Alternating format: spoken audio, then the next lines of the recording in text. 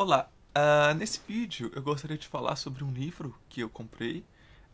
Fazia algum tempo que eu queria ler esse livro, mas foi só depois de falar com um amigo no encontro sobre gagueira online que ele tinha esse livro, e aí eu falei, bom, eu vou comprar, eu vou ler, e por que não fazer um vídeo compartilhando as minhas impressões, as minhas ideias? E bem, aqui então, então aqui está o vídeo.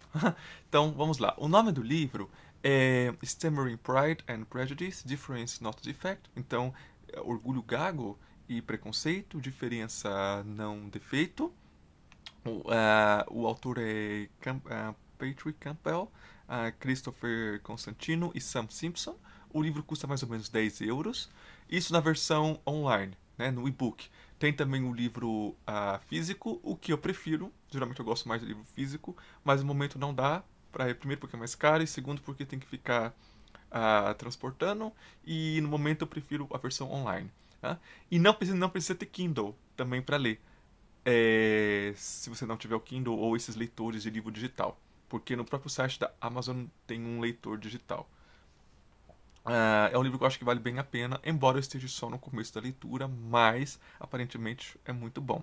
E também teve muita boa recomendação desses meus colegas. Então, o primeiro capítulo, basicamente, é uma introdução à gagueira e à teoria da deficiência, né? É, significados desadaptados, alguma coisa desse sentido. Então, a tradução o original é Misfits in Meaning. Eu acho que seria significados desadaptados, alguma coisa assim. Então, e aí o autor coloca três modelos, os três modelos da deficiência. Ele não fala sobre o modelo religioso, que eu acho que seria não é tão importante também. E basicamente é a ideia de que a deficiência seria um pecado ou um castigo divino. Então, mais dessa ordem, né? Relacionado com o divino. Que aquela pessoa tem uma missão na vida, alguma coisa desse sentido. E aí, o modelo médico, e o hoje mais vigente é o modelo médico, né? Que é a ideia de que a deficiência pode ser localizada num corpo, né? E ela necessitaria intervenção. Essa ideia também, nesse modelo também, a deficiência é entendida como uma questão assim de normalidade. Aquilo que é normal e aquilo que é anormal.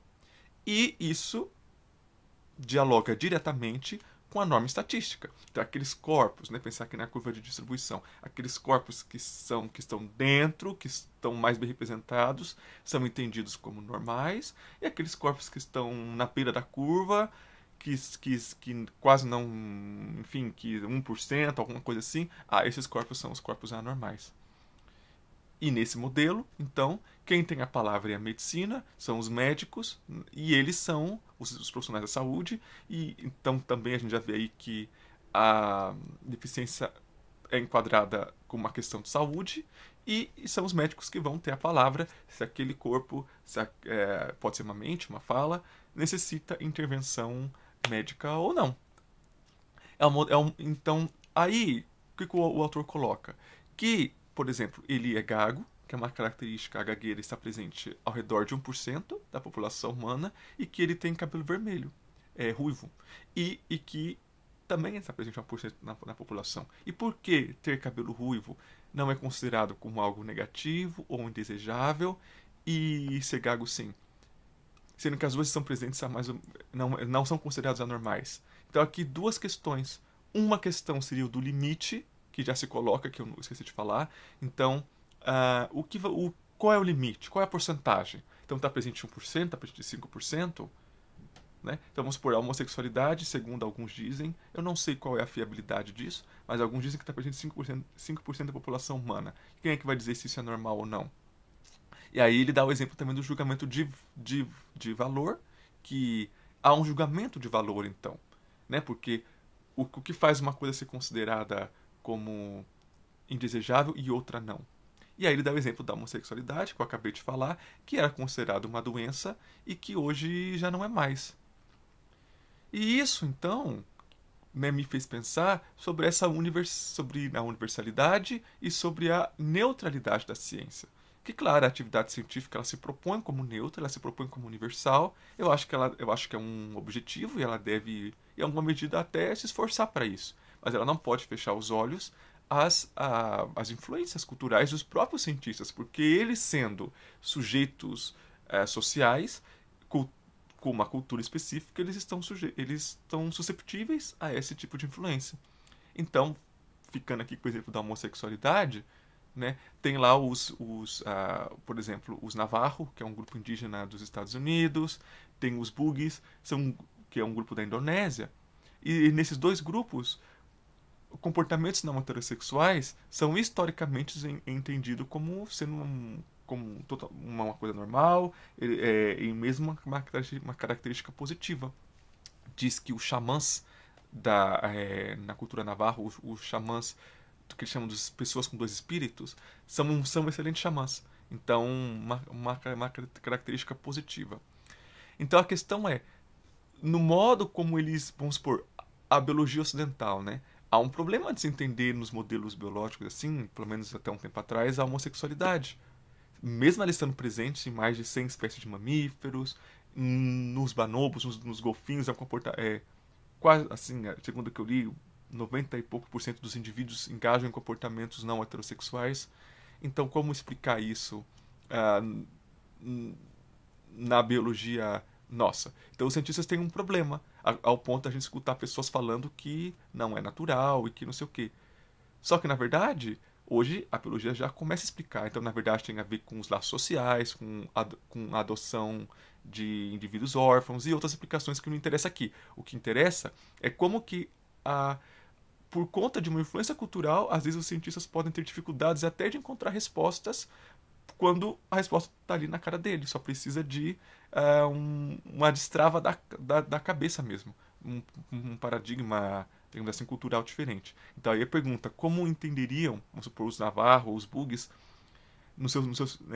como que seria para eles, para um cientista Navarro, no entendimento deles sobre o sexo, né? A gente poderia pensar que provavelmente eles teriam um outro posicionamento. Mas isso também dá para pensar sobre as questões de consciência animal, né? Se os animais têm consciência, têm sentimentos ou se não têm. E, enfim, como outras culturas não ocidentais pensam isso diferente, né? Porque na cultura ocidental, historicamente, os animais não são assim vistos com tanta consciência como em outras culturas. Enfim, eu só estou querendo aqui colocar a dúvida que, claro, a ciência, esse é o poder dela, né? De objetivar uma realidade e questionar enfim, e tentar resolver as coisas segundo a razão, que isso é o que é importante. Mas a gente não pode fechar o olho a essas influências. E outra coisa que me fez pensar também. Então o autor ele coloca isso, né? Que então, peraí, então a gente não pode tomar isso como sendo uma coisa assim universal, dada, ou que essa opinião ela é 100% objetiva. Então essa opinião dos médicos ela não é isenta de influências. Aí eu pensei num outro exemplo, que era o exemplo, por exemplo, desse Ra. Porque assim, as línguas latinas, né, o português, por exemplo, tem o Ra. Mas tem algumas pessoas que pronunciam Ra ao invés de Ra. Então, ao invés de dizer prato, vai dizer prato. Eu tinha um amigo que falava assim. E isso, acho que pra gente é entendido como um desvio a uma pronúncia idealizada. Será que um apresentador de televisão seria autorizado com essa fala? Ela é vista mais ou menos como visto como sendo um desvio. E no exemplo, por exemplo, na língua francesa, sendo uma língua latina também, ele também tinha ra, como era em português. Mas em algum momento da história do francês, se eu não me engano, no século XVIII, XVII, é que esse R passou a ser pronunciado culturalmente, na úvula, r. E hoje é a norma do francês. Então, até o alemão, né? Se eu não me engano, se eu posso estar errado, mas o alemão suíço ainda usa o ra. E no francês também há o francês, alguns lugares no Quebec que ainda usa o R, Ra. Então, isso para mostrar como que esse limite entre o que é desejável, uma pronúncia indesejável também, ele é sujeito a essas influências. E para finalizar aqui nessa primeira parte do vídeo, a questão dos surdos também. Que eu tinha vários amigos surdos em Curitiba, e, enfim, E para vários deles, a surdez não era um defeito, não era uma deficiência, mas era uma característica pessoal. Era, enfim, como ser alto, ser baixo. Isso não era visto como sendo uma deficiência. Como uma deficiência, algo, um déficit em relação aos ouvintes, mas sim como um traço pessoal. Tanto é que muitos escreviam surdo, surdez com S maiúsculo, para mostrar assim a cultura surda, o orgulho de ser surdo. Claro que eles também têm uma língua, né? Então a questão é mais complexa. Mas pelo menos para mostrar aqui que existem outros modelos pensáveis para se pensar a gagueira. E é isso que o autor então, ele coloca aqui nessa primeira parte. Né? Então só para recapitular aqui, então a questão da normalidade, da norma estatística e como que a medicina, enfim, se refere a isso numa suposta neutralidade, quando na verdade ela também é susceptível a influências culturais. E aí passamos então para o segundo vídeo, vai se não ficar muito longo.